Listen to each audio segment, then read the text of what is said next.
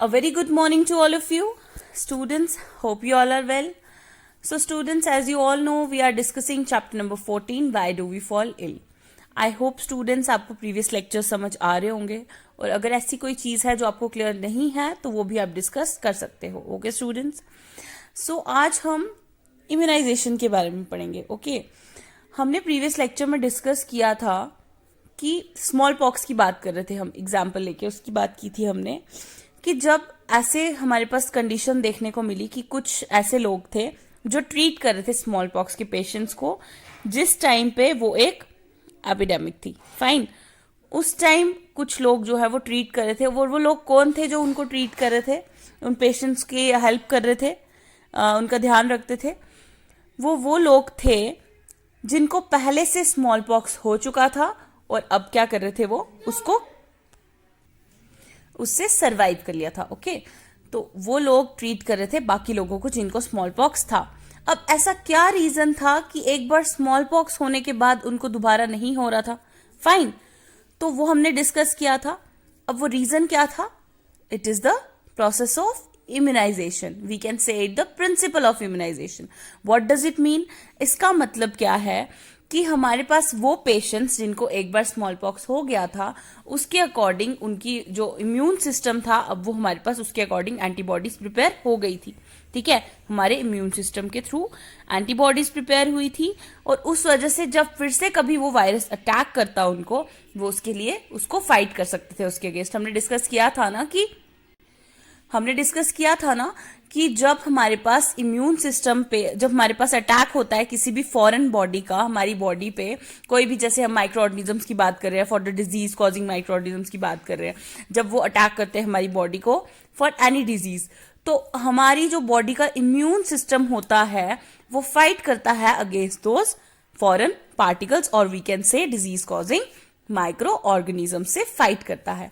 तो वही सिस्टम, वही हमारे पास प्रिंसिपल ऑफ इम्यूनाइजेशन जो है वो एक्ट कर रहा है उस टाइम पे कि जिन लोगों को एक बार हमारे पास हो चुका था स्मॉल पॉक्स और जब वो उससे सरवाइव कर गए, फाइन, तो उनकी बॉडीज में उतने एंटीबॉडीज प्रिपेयर हो गई थी जो फाइट करती अगेंस्ट दैट डिजीज. फाइन, इसलिए उनको अब वो डिजीज फिर से नहीं हो रही थी. तो ये किस वजह से हो रहा था?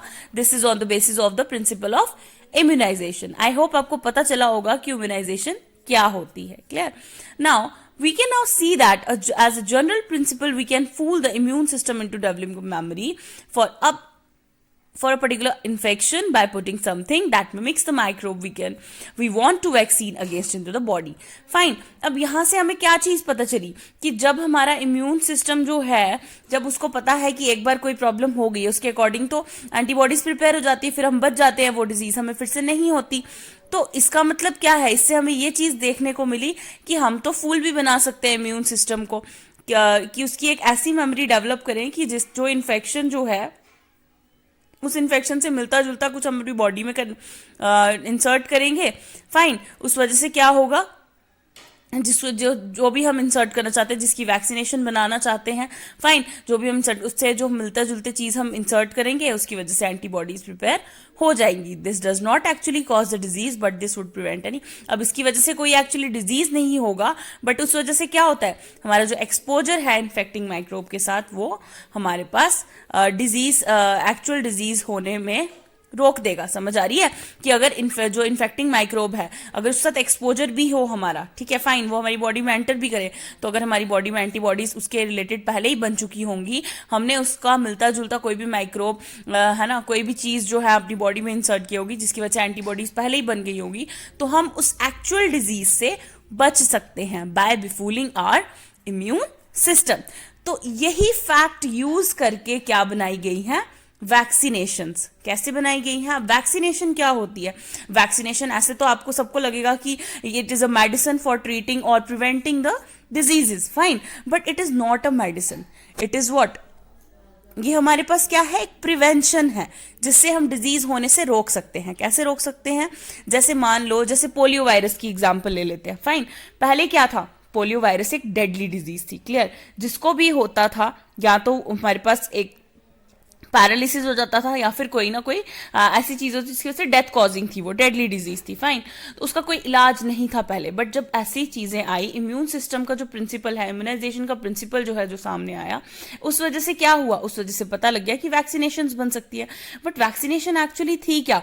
वैक्सीनेशन में क्या करते थे, जो इन्फेक्शियस डिजीज था उसको बहुत स्मॉल क्वांटिटी में या उसका कोई रिजेंबलिंग माइक्रोब जो है उसको बॉडी में एंटर करवाया जाता है, जिसके अकॉर्डिंग, और उसको इतने स्मॉल क्वांटिटी में डाला जाता है ताकि हमारी बॉडी का जो इम्यून सिस्टम है वो एक्टिवेट हो जाए। हमारी बॉडी के जो इम्यूनाइजेशन, जो हमारे पास सेल्स हैं जो इम्यूनिटी प्रोवाइड करते हैं, फाइन, वो एक्टिवेट हो जाए ताकि हमारी बॉडी में उस डिजीज, उस जो माइक्रोब एंटर किया है, जो वो डिजीज कॉज करता है, उसके अगेंस्ट क्या बन जाए, एंटीबॉडीज बन जाएं, ताकि जब रियल में वो माइक्रोब इफेक्ट करे किसी ऑर्गेनिज्म को, तो हमारी बॉडी में इतनी इम्यूनिटी हो कि वो उसको फाइट कर सके और हमें वो डिजीज ना हो। फाइन, तो ये सब है। फाइन, तो इम्यूनिटी प्रोवाइड करने से क्या होता है, मतलब हमारे पास वैक्सीनेशन बनाने से क्या होता है, small amount of micro organism हमारी बॉडी में इंसर्ट किया जाता है, जिसकी वजह से क्या होगा, हमारी बॉडी का जो इम्यून सिस्टम है वो एक्टिवेट हो जाएगा और उसके अकॉर्डिंग एंटीबॉडीज बनाना स्टार्ट कर देगा। और जब रियल में वो डिजीज हमें या फिर वो हमें माइक्रोब जो है हमारी बॉडी में एंटर करेगा या फिर इन्फेक्ट करेगा हमें, तो उसके लिए एंटीबॉडीज पहले से प्रिपेयर्ड होंगी और जिस वजह से क्या होगा, हमें वो डिजीज नहीं होगी। Fine, So there are vaccines against tetanus, diphtheria, whooping cough, measles, polio and many other। तो हमारे लिए आज क्या है, अब बहुत सारी वैक्सीन जो है वो प्रिपेयर हो चुकी हैं ताकि हमें ये डिजीजेस फिर कभी ना हो। पहले ही चाइल्डहुड इम्यूनाइजेशन प्रोग्राम्स के अकॉर्डिंग ये सब क्या किया जाता है, सबको इम्यूनाइज कर दिया जाता है। फाइन, तो जो हमारे पास चाइल्डहुड इम्यूनाइजेशन प्रोग्राम है उसमें इन्फेक्शियस डिजीजेस से बचाने के लिए चिल्ड्रन को पहले ही इम्यूनाइज किया जाता है। क्लियर, ताकि ये डिजीजेस उनको ना हो। क्लियर, तो इम्यूनाइजेशन में क्या करते हैं, वैक्सीनेशंस देते हैं, as you all know. Of course, such a program can be useful only if such health measures are available to all children। अब हमारे पास, हाँ, ये जो प्रोग्राम्स हैं ये यूजफुल हो सकते हैं अगर सब बच्चों के लिए ये जो हेल्थ मेजर्स हैं वो अवेलेबल किए जाएं। Fine. So can you think of reasons why this should be so? Some hepatitis virus which can causes jaundice are transmitted through water. There is a vaccine for one of them, hepatitis A in the market, but the majority of children in many parts of India are already immune to hepatitis A by the time they are 5 years old. This is because they are exposed to the virus through water. Fine. अब यहाँ पे बात आती है कि हमारे पास कुछ जो वायरस है, जैसे हेपेटाइटिस ए वायरस जो है, हेपेटाइटिस वायरस जो है, जो क्या कॉज करता है, जॉन्डिस कॉज करता है। वो किससे ट्रांसमिट होता है, थ्रू वाटर। तो हमारे लिए उसकी वैक्सीन जो है हेपेटाइटिस से मार्केट में है। ठीक है, तो हमारे पास मेजॉरिटी ऑफ बच्चे ऐसे हैं जिनको पहले ही वैक्सीनेट कर दिया जाता है हेपेटाइटिस ए की वैक्सीन से। क्यों? Because most of the children वो ऐसे हैं जिनको सेफ ड्रिंकिंग वाटर नहीं मिलता, जिनको ये वायरस फैल सकता है। समझ आ रही है? सो अंडर दीज, तो ऐसी सर्कमस्टांसिस की वजह से उनको ये वैक्सीन लेनी पड़ती है। फाइन, तो अगर ऐसी सर्कमस्टांसेस हों तो आप ये वैक्सीन लोगे? फाइन, तो ऑब्वियसली लेनी पड़ेगी अगर ऐसी सर्कमस्टांसेस हों। फाइन, सो आई होप आपको क्लियर हो रहा होगा कि क्या पढ़ रहे हैं हम इसमें, वैक्सीनेशन के बारे में क्या पढ़ रहे हैं हम, और वैक्सीनेशन से क्या होता है और क्या रोल है इसका इम्यूनाइजेशन में। क्लियर, आई होप क्लियर हुआ होगा। देन अब यहाँ पे देखते हैं क्या प्रोवाइडेड है आपको, इम्यूनाइजेशन से रिलेटेड है ये column. Let's read now. Immunization, traditional Indian and Chinese medicinal systems sometimes deliberately rub the skin crust from smallpox victims into the skin of healthy people. They thus hope to induce a mild form of smallpox that would create resistance against the disease. Famously, 2 centuries ago, an English physician named Edward Jenner realized that milkmaids who had smallpox did not catch smallpox even during epidemics. Cowpox is a very mild disease. Jenner tried deliberately giving cowpox to people as he can be seen doing in the picture and found that they were now resistant to smallpox. This was because the smallpox virus is closely related to the cowpox virus, and cow is vacca in Latin and cowpox is vaccinia. From these roots the word vaccination has come into our usages. अब इस column से आपको क्या पता चला कि vaccination term कहां से आई, वैक्सीनेशन बनी कहां से, वो आपको इससे पता चलेगा। तो फाइन, इम्यूनाइजेशन के बारे में क्या लिखा है, ट्रेडिशनल इंडियन और चाइनीज मेडिकल सिस्टम्स के अकॉर्डिंग क्या हुआ था, कुछ जो साइंटिस्ट हैं उन्होंने क्या किया, उन्होंने स्किन को, जो हमारे पास हेल्दी लोगों की स्किन के साथ रब किया था, इन स्किन क्रस्ट्स को रब किया, ताकि हमारे पास स्मॉल पॉक्स जो है ये देखने के लिए कि उनको होता है या नहीं। बट जो स्मॉल पॉक्स जो हमारे पास क्रिएट हुआ वो रेजिस्टेंट था अगेंस्ट द डिजीज। फाइन, तो अब यहाँ पे क्या बात की इन्होंने कि फेमसली 2 सेंचुरीज अगो एक साइंटिस्ट थे एडवर्ड जेनर, उन्होंने क्या रियलाइज किया कि जो मिल्क मेड्स थे जिनको पहले से स्मॉल पॉक्स, जिनको पहले से काउ पॉक्स था, उनको स्मॉल पॉक्स नहीं हुआ, जबकि ये एपिडेमिक बहुत ज्यादा फैला हुआ था उस टाइम पे। तो उन्होंने क्या किया, काउ पॉक्स जो है वो माइल्ड डिजीज था, उससे ज्यादा इतना ज्यादा इफेक्ट नहीं हुआ होता था। तो जेनर ने क्या ट्राई किया कि वो कुछ लोगों को काउपॉक्स वायरस जो है उनकी बॉडी में इंसर्ट किया उन्होंने, ठीक है, थोड़ा सा, तो जिसकी वजह से क्या हुआ, वो रेजिस्टेंट रहा स्मॉल पॉक्स के लिए। क्लियर, कि जिनको भी काउपॉक्स दिया गया था उनको स्मॉल पॉक्स नहीं हुआ। तो हमारे पास वहां पे वायरस जो है वो क्लोजली रिलेटेड था स्मॉल पॉक्स काउपॉक्स वायरस से, इसलिए काउ इज वैका इन लेटिन, काउ को वैका बोलते हैं लेटिन में, तो इसलिए काउपॉक्स जो है उसको वैक्सीनिया बोल दिया गया फॉर द स्मॉल पॉक्स, क्योंकि स्मॉल पॉक्स को खत्म करने के लिए काउ पॉक्स को यूज किया उन्होंने, और काउ को वैका बोलते थे लेटिन में, तो इसलिए काउ पॉक्स को वैक्सीनिया बोल दिया गया। और इसी वर्ड से, इन्हीं रूट्स से क्या बन गया वर्ड वैक्सीनेशन, जो हम आज यूज करते हैं। जो पहला वैक्सीनेशन, फिर उन्होंने पहले वैक्सीनेशन की फॉर्म में किसको यूज किया था, काउ पॉक्स को यूज किया था, किसको ट्रीट करने के लिए, स्मॉल पॉक्स को ट्रीट करने के लिए।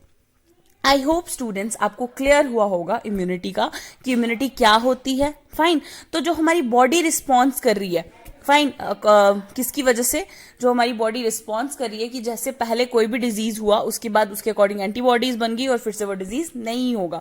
तो ये जो रिस्पॉन्स है हमारी बॉडी का, इसको हम क्या बोल रहे हैं, इसको हम बोलेंगे immune response. What is it, immune response. और जो वैक्सीनेशन दी जाती हैं क्या करने के लिए, हमारी बॉडी के हमारी बॉडी में हमारे इम्यून सिस्टम को एक्टिवेट करने के लिए, एंटीबॉडीज पहले ही प्रिपेयर करवाने के लिए, उसको हम क्या बोलते हैं, प्रोसेस को इम्यूनाइजेशन बोलते हैं। क्लियर, आई होप आपको क्लियर हुआ होगा।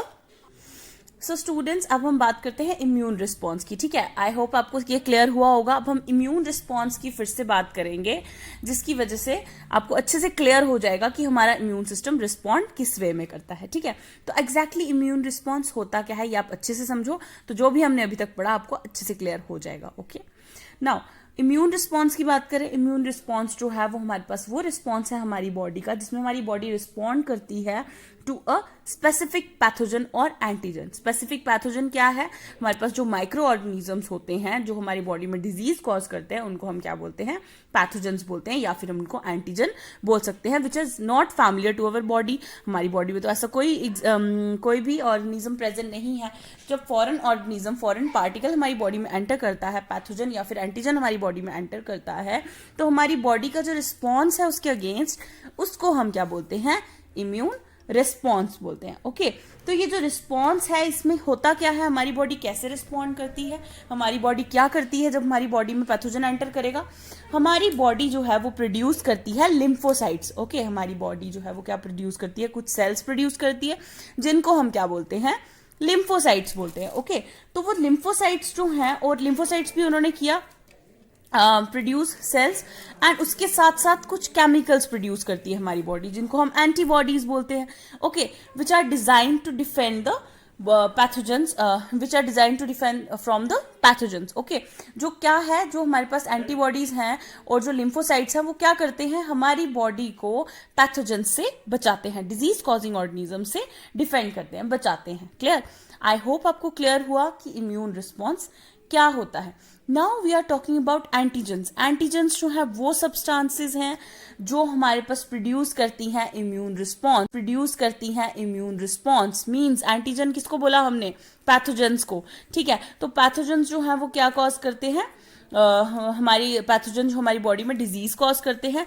तो पैथोजन की एंट्री से, एंटीजन की एंट्री से ही क्या होता है, इम्यून रिस्पॉन्स होता है। फाइन, मतलब हमारी बॉडी रिस्पॉन्ड करेगी अगेंस्ट इट, कि जो भी हमारे पास फॉरेन पार्टिकल हमारी बॉडी में आया है उसको खत्म करने के लिए वो एंटीबॉडीज प्रिपेयर करेगी। समझ आ रही है? तो एंटीजन की वजह से क्या प्रोडक्शन होती है? एंटीबॉडीज की प्रोडक्शन होती है। एंटीबॉडीज में क्या क्या होता है? ग्लाइकोप्रोटीन्स और इम्यूनोग्लोबुलिन्स होते हैं। फाइन, क्या होता है? ग्लाइकोप्रोटीन्स और इम्यूनोग्लोबुलिन्स जो क्या करते हैं? हेल्प करते हैं हमारी बॉडी को प्रिवेंट करने में फ्रॉम द डिजीज। फाइन, तो ये जो हमारा इम्यूनो रिस्पॉन्स है ये हमारे पास किस में हो रहा है? इम्यून सिस्टम में हो रहा है। हमारा इम्यून सिस्टम स्ट्रांग कैसे होगा? हेल्दी फूड खाने से, जो हम पहले ही डिस्कस कर चुके थे। ओके, बैलेंस डाइट लेने से हमारा इम्यून सिस्टम स्ट्रांग होगा, तभी हम फाइट कर सकते हैं अगेंस्ट डिजीजेस। तो कैसे रहना चाहिए? हाइजीनिक कंडीशंस में। अब हम बात करते हैं एंटीबॉडीज जो है वो स्पेसिफिक होती है टू अ पर्टिकुलर एंटीजन। हर एक अलग अलग एंटीजन के लिए अलग अलग एंटीबॉडीज प्रिपेयर होती हैं। फाइन, और वो रिएक्ट करती हैं और क्या करती हैं? उसको हार्मलेस बना देती है। रिएक्ट करती है एंटीबॉडीज किसके साथ? एंटीजन के साथ, और उसको हार्मलेस बनाएंगी हमारी बॉडी के लिए। उसको साथ फाइट करेंगी, उसको किल करेंगी, जिस वजह से क्या होता है? हमारी बॉडी को कोई हार्म नहीं होता अगर हमारा इम्यून सिस्टम स्ट्रांग है तो। बट कुछ डिजीजेस कैसे होते हैं जो हमारी इम्यूनिटी को ही वीक कर देते हैं। फॉर एग्जाम्पल, हमने मोस्ट इंपॉर्टेंट पढ़ा था एड्स, उसका नाम ही क्या है? Acquired immunodeficiency syndrome. फाइन, जो हमारे इम्यून सिस्टम को क्या कर रहा है? वीक कर रहा है। उसका नाम ही क्या है? एक्वायर्ड इम्यूनोडेफिशिएंसी सिंड्रोम, मतलब इम्यून सिस्टम की डेफिशिएंसी। ऐसा सिंड्रोम का मतलब क्या होता है? सिंड्रोम का मतलब जो बहुत सारे सिम्टम्स शो करता है। ठीक है, कोई एक सिम्टम शो नहीं करेगा, बहुत सारे सिम्टम शो करेगा वो। जैसे आपको कफ हो गया, आपको कोल्ड हो गया, बहुत सारे सिम्टम्स जब भी कोई बीमारी शो करे उसको हम बोलते हैं सिंड्रोम। एक्वायर्ड इम्यूनोडेफिशिएंसी में क्या आ गया? इम्यून सिस्टम की डेफिशिएंसी, मींस जो हमारा इम्यून रिस्पॉन्स होगा वो वीक हो जाएगा। फाइन, तो ये एक ऐसी डिजीज है जो हमारा इम्यून सिस्टम को वीक करती है। तो इसके बाद क्या होगा? आपको कोई भी ऐसी बीमारी भी होगी जिसकी वजह से डेथ नहीं होती होगी, उसकी वजह से भी डेथ हो जाती है। क्यों? क्योंकि हमारी बॉडी उस टाइम कोई भी डिजीज बेयर नहीं कर सकती, इतनी ज्यादा इम्यूनिटी वीक हो जाती है because of HIV virus. Fine, now हम बात कर रहे थे सेल मीडिएटेड। अब हम बात करते हैं सेल मीडिएटेड इम्यूनिटी के बारे में, कि सेल्स की वजह से जो इम्यूनिटी मिल रही है वो क्या है। अभी मैंने आपको बताया, जब एंटीजन हमारी बॉडी में आएंगे, ठीक है, हमारी बॉडी में एंटर करता है जब फॉरेन पार्टिकल या पैथोजन, उसकी वजह से क्या होता है? हमारी बॉडी में प्रोड्यूस होते हैं कुछ सेल्स जो क्या प्रोवाइड करते हैं हमें? इम्यूनिटी। तो वो इम्यूनिटी जो हमें सेल्स के थ्रू मिल रही है उनको हम क्या बोलते हैं? सेल मीडिएटेड इम्यूनिटी बोलते हैं। ओके, तो हमारे पास बहुत सारे टाइप्स के वाइट ब्लड सेल्स होते हैं जो हमें इम्यूनिटी प्रोवाइड करते हैं। मैंने आपको पहले भी बताया था कि वाइट ब्लड सेल्स जो हैं वो हमारी बॉडी को इम्यूनिटी प्रोवाइड करते हैं। फाइन, तो इम्यूनिटी जो है वो प्रोवाइड करते हैं कौन से cells? White blood cells. Okay, अब जो सेल मीडिएटेड इम्यूनिटी है उसमें कौन कौन से सेल्स आ जाते हैं? लिम्फोसाइट्स की बात की थी मैंने, व्हाइट ब्लड सेल्स बोलते हैं उनको, और लिम्फोसाइट्स आ जाते हैं। अब लिम्फोसाइट्स भी हमारे पास टाइप्स, उसमें भी आगे टाइप्स आ जाती है। ठीक है, तो कौन कौन से होते हैं? T lymphocytes and macrophages. ठीक है, टी लिम्फोसाइट्स जो है उनके बारे में मैं आपको बताऊंगी अभी, और मैक्रोफेजेस क्या होते हैं? ये दोनों ऐसे सेल्स हैं जो क्या करते हैं? हमें हमारी बॉडी को इम्यूनिटी प्रोवाइड करवाते हैं। ठीक है, इम्यूनिटी प्रोवाइड कराते हैं जिसकी वजह से क्या होता है? हमें कोई भी डिजीज नहीं होगी। क्लियर? मैक्रोफेजेस समझते हैं पहले। मैक्रोफेजेस जो है वो फैगोसिटिक होते हैं। फैगोसिटिक का मतलब होता है जो अपने आप को ही निगल लेते हैं, मींस एनगल्फ कर लेते हैं। फाइन, तो यहाँ पे मैक्रोफेजेस का मतलब क्या है? फैगोसाइटोसिस का मतलब होता है जो एनगल्फिंग पार्टिकल्स होते हैं। ठीक है, एनगल्फिंग सेल्स होते हैं। तो मैक्रोफेजेस यहाँ पे किसको एनगल्फ करते हैं? ये एनगल्फ करते हैं सारे फॉरेन सेल्स और वायरसेस को। ठीक है, जो सारे फॉरेन सेल्स और वायरसेस होंगे जो डिजीज कॉजिंग माइक्रो ऑर्गेनिजम्स होते हैं उनको ये एनगल्फ कर लेता है और डाइजेस्ट कर देता है, जिसकी वजह से हमारी बॉडी को इम्यूनिटी प्रोवाइड हो जाती है। फाइन, और जिसकी वजह से हमें क्या प्रोवाइड होता है? प्रिवेंशन प्रोवाइड होता है फ्रॉम द डिजीजेस। फाइन, अब हम बात करेंगे लिम्फोसाइट्स की। ठीक है, जो लिम्फोसाइट्स होते हैं वो 2 टाइप्स के हैं, टी लिम्फोसाइट्स और बी लिम्फोसाइट्स। फाइन, तो हमारे पास ये कहाँ एक्टिवेट होते हैं? It becomes activated in the thymus gland. हमारी बॉडी में थाइमस ग्लैंड होता है, वहां पे ये एक्टिवेट होते हैं। कौन कौन से cells? T lymphocytes and B lymphocytes. Lymphocytes क्या होते हैं? White blood sales. लिम्फोसाइट्स क्या होते हैं? These are our white blood cells जो रिकॉग्नाइज करते हैं और रिएक्ट करते हैं अगेंस्ट द एंटीजन और the disease causing micro organism. कितने टाइप्स के होते हैं? These are of 2 types, T lymphocytes and B lymphocytes. अब इनकी भी आगे फर्दर टाइप्स आती हैं, वो आप आगे पढ़ोगे। इनकी भी आगे फर्दर टाइप्स आती हैं जो आप अपनी हायर क्लासेस में पढ़ोगे, फाइन। तो अभी आपको इतना ही याद रखना है जितना मैंने आपको एक्सप्लेन किया कि इम्यून सिस्टम क्या होता है, इम्यून रिस्पॉन्स क्या होता है, फेगोसाइटोसिस क्या होता है, मैक्रोफेजेस क्या होते हैं, सेल मीडिएटेड इम्यूनिटी क्या होती है, लिम्फोसाइट्स क्या होते हैं, कितने टाइप्स के होते हैं, ये सब आपको याद रखना है। लिम्फोसाइट्स के आगे टाइप्स आ जाते हैं, जैसे हम टी लिम्फोसाइट्स की बात कर रहे थे तो हमारे पास कितने टाइप्स के होते हैं, वो टी लिम्फोसाइट्स हमारे पास 4 टाइप्स के होते हैं। साइटोटॉक्सिक टी सेल्स और किलर सेल्स भी बोलते हैं इनको, हेल्पर टी सेल्स होते हैं, मेमोरी टी सेल्स होते हैं एंड सप्रेसर टी सेल्स होते हैं। सबका अलग अलग फंक्शन है। उसके बाद हमारे पास कौन सी होती है, एक हमने बात की ना सेल मीडिएटेड इम्यूनिटी, फिर हमारे पास एंटीबॉडी मीडिएटेड इम्यूनिटी होती है जिसमें एंटीबॉडीज जो है वो प्रिपेयर होती है हमारी बॉडी में और जो क्या करती हैं, हमें इम्यूनिटी प्रोवाइड करेंगी और हमें क्या बचा के रखेंगे, डिजीज से। ओके, तो एंटीबॉडी मीडिएटेड इम्यूनिटी में हमारे पास आ जाता है बी लिम्फोसाइट्स की प्रोडक्शन होती है, फाइन। तो बी लिम्फोसाइट्स के भी आगे फर्दर 3 टाइप्स हैं, plasma B cells, memory B cells, dividing B cells, fine. ये इनकी टाइप्स है, इनके आगे आगे फंक्शंस हैं। इनका फंक्शन क्या है, मेन फंक्शन इन सबका एक ही है, हमारी बॉडी को इम्यूनिटी प्रोवाइड करना। ओके, तो अब बात करते हैं reaction between antibody and antigen, ठीक है, फाइन। अब इम्यूनाइजेशन हमारे पास हो तो रही है, हमारी बॉडी का इम्यून सिस्टम एक्टिवेट तो हो रहा है, बट कैसे हो रहा है, व्हाइट ब्लड सेल प्रोडक्शन से, ठीक है। जब भी कोई एंटीजन हमारी बॉडी में एंटर करेगा तो white blood sales production start हो जाएगी, मतलब किसकी प्रोडक्शन स्टार्ट होगी, लिम्फोसाइट्स की, फाइन। तो जब उसकी प्रोडक्शन स्टार्ट हुई तो हमारे पास रिएक्शन होगी between antibodies and antigen. Antigen क्या आ गया आपका, फॉरेन पार्टिकल या माइक्रो ऑर्गेनिज्म। तो उसमें क्या आ गया, जो एंटीबॉडीज हमारे पास हैं जो हमारी बॉडी रिलीज कर रही है, fine, for to fight against the antigen. और एंटीजन जो है वो फॉरेन ऑर्गेनिज्म है जो डिजीज कॉजिंग है। तो उनके बीच में रिएक्शन क्या होती है, सबसे पहले क्या होगा, जो एंटीबॉडी है वो अटैच हो जाएगी एंटीजन के साथ और एंटीजन उसको अपने साथ बाइंड कर लेगा, एक लॉक टाइप बना लेता है। उसके बाद क्या करता है, धीरे धीरे उसको एनगल्फ करेगा, खत्म करेगा और उस वजह से क्या होगा, बाद में फैगोसाइटोसिस से उसको एनगल्फ कर लेगा, क्लियर। तो इस तरह से जो एंटीजन है वो हमारी बॉडी में खत्म हो जाएगा और हमें कोई भी डिजीज नहीं होगी। आई होप बच्चे आपको ये immunization, immune response and all जो भी मैंने आपको इम्यूनाइजेशन से रिलेटेड पढ़ाया आपको क्लियर हुआ होगा। अगर आपको कोई भी डाउट है, कोई भी अभी तक इसमें कोई भी ऐसी चीज़ है जो आपको क्लियर नहीं हुई है तो वो आप डिस्कस कर सकते हो। स्टूडेंट्स, ये आपका लास्ट लेक्चर था।